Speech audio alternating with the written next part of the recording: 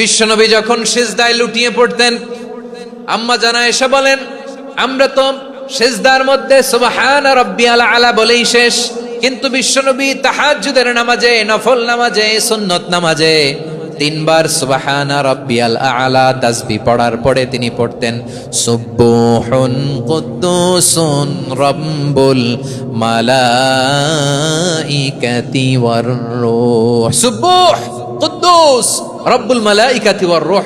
সিজদায় লুটিয়ে পড়ে বিশ্বনবী এই দোয়াটা পড়তেন নফল নামাজে, সুন্নাত নামাজে কিংবা তাহাজ্জুদের নামাজে। সুবহান রাব্বিয়াল আলার পরে কি পড়তেন? সুবহুন, আওয়াজ করে বলেন, সুবহুন কুদ্দুসুন রব্বুল মালাইকাতি ওয়ার রূহ। মানে আল্লাহ আপনি প্রশংসিত, আল্লাহ আপনি অতি পবিত্র, আপনি সব ফেরেশতা কুলের রব, ফেরেশতাদের সরদার জিব্রাইলের রব। সুবহানাল্লাহ। আজকে থেকে পড়বেন সিজদায়? হ্যাঁ, বারোখালীবাসী পড়বেন নাকি? হুজুর নামাজে তো পড়ি না।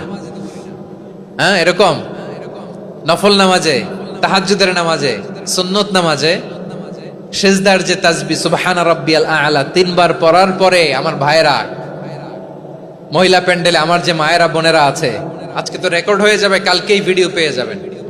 তিনবার সুবহান রাব্বিয়াল আলা পড়ার পরে পড়বেন সুবহুন কুদ্দুসুন রব্বুল মালাইকাতি ওয়ার রূহ। পড়বেন তো ইনশাআল্লাহ? আবার বিশ্বনবী বলেন ইন্নাল্লাহা তাইয়্যিব লা ইয়াকবালু ইল্লা তাইয়্যিবা। আল্লাহ পবিত্র, পবিত্রতা ছাড়া তিনি কিছু গ্রহণ করেন না, অপবিত্র কোনো কিছু আল্লাহ গ্রহণ করে না। অনেকে আছে ঘুষ খায়, সুদ খায়, অন্যায় অপরাধ চাঁদাবাজি যা আছে সব করে, হারাম টাকা, হারাম উপার্জন। এই হারাম উপার্জন দিয়ে আবার মসজিদ বানায়, আছে না নাই?